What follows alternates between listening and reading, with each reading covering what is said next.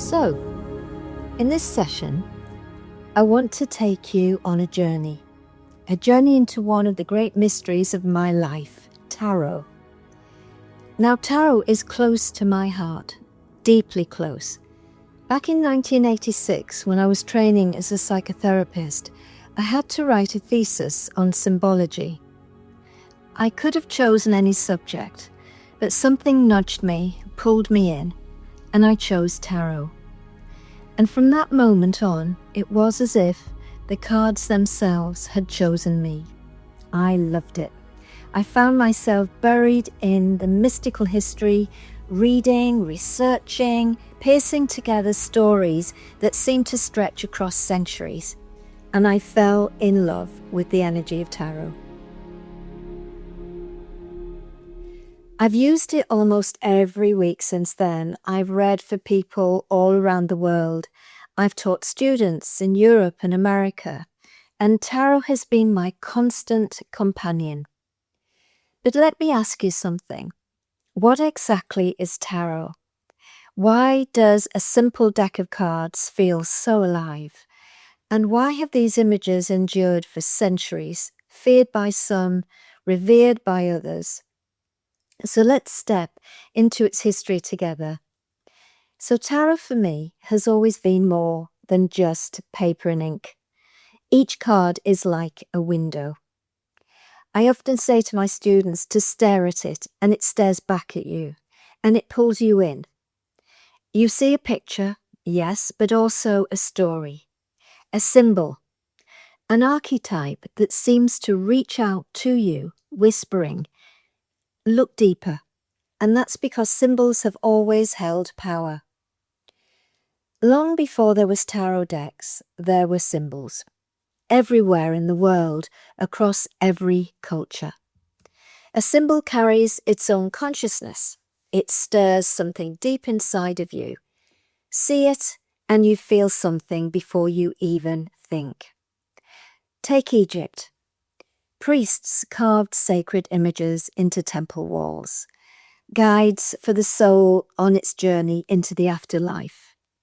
In Greece, oracles of Athena used symbols, visions, signs to open windows into destiny. Mystery schools hid wisdom in imagery, so only those who were awake, the seekers, could read between the lines. And when tarot was eventually born, it carried that same language. The universal language of archetypes. The first playing cards arrived in Europe around the 14th century, brought from Islamic world. They had 4 suits, cups, coins, swords, and wands. Simple, but each one alive, each one with its own psyche. In Italy, noble families commissioned exquisite hand-painted decks, known as trifinifi.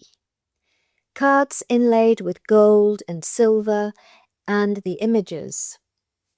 The Fool, the Death card, the Lover's card, the World card, pictures of human fate itself. But here's where the story turns.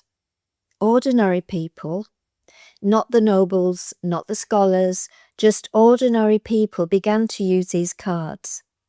At first for games, gambling, but then for something else, for fortune telling, for guidance, and they became good at it. Too good, in fact, that the nobility grew afraid.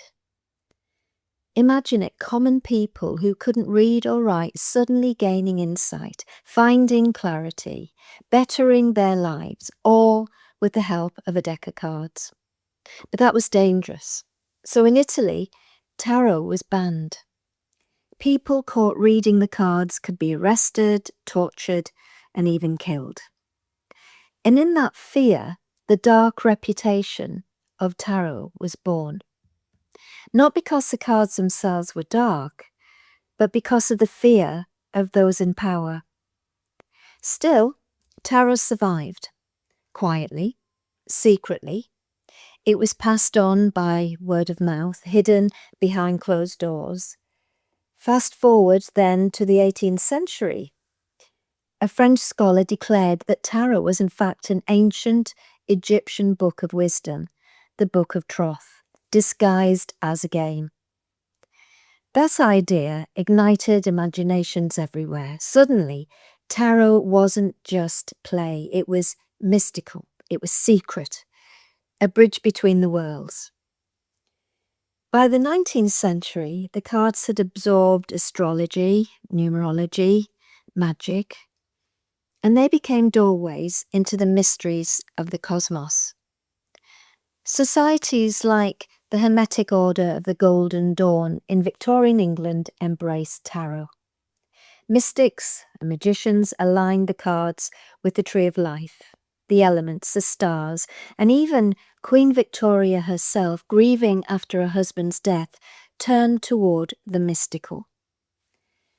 Then came Pamela Colman Smith, an extraordinary visionary artist. She brought the Rider-Waite-Smith deck to life in round about 1909. For the first time, even the simplest cards were rich with imagery, with power, with story. Her art made tarot a living oracle, a journey, not just a deck of cards as they were before. And then later came Aleister Crowley and Lady Frieda Harris with their Thoth tarot, steeped in astrology, hermeticism, and a far darker flavour. Crowley, infamous for his dealings with the occult, gave tarot a shady edge that many still fear today, and yet, through it all, tarot has evolved. Thousands of decks, thousands of artists, each one a new expression of the same eternal mystery. For me, tarot is a mirror for the human soul.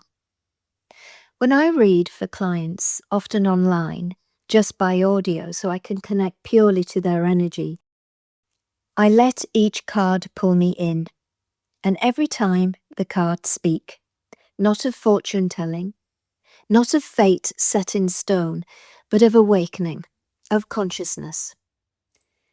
Think of the Major Arcana.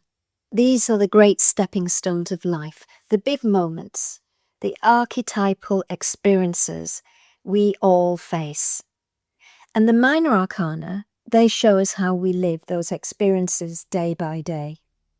And together they form the Fool's journey. The Fool, innocent, open, the eternal seeker. That fool is you. It's me. It's all of us.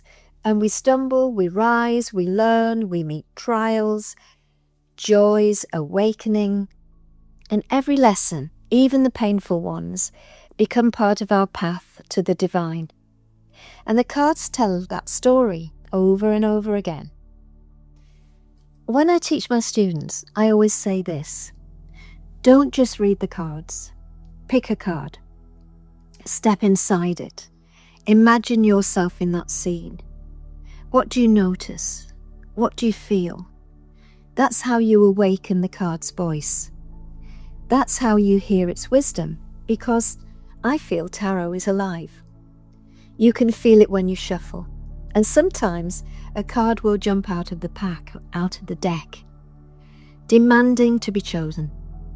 And in that moment, it isn't you choosing the card, it's the card choosing you. So what is tarot?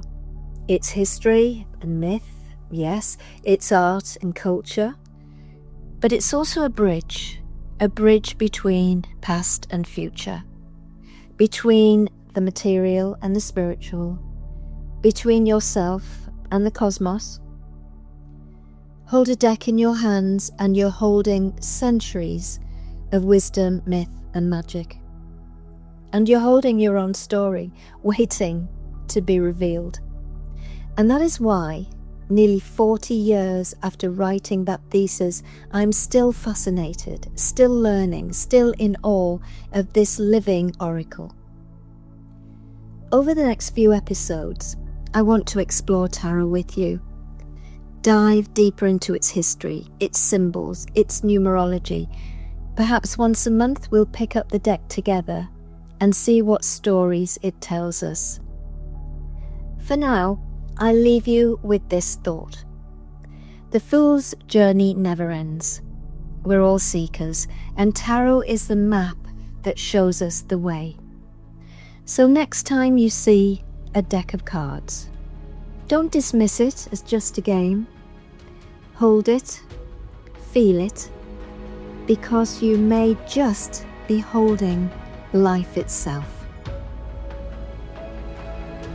Thank you so much for joining me today. This podcast is free to listen to, and if you'd like to help me keep creating it, you can support the show through my Buy Me a Coffee link in the show notes. Every bit of support means the world. And if you'd like to go deeper into your own journey, come and visit me at margaretdepetro.com. You'll find ways to book tarot readings with me, courses, Reiki and healing appointments, meditations, and lots more waiting for you there. Until next time, keep listening, keep learning, and keep walking your own beautiful path.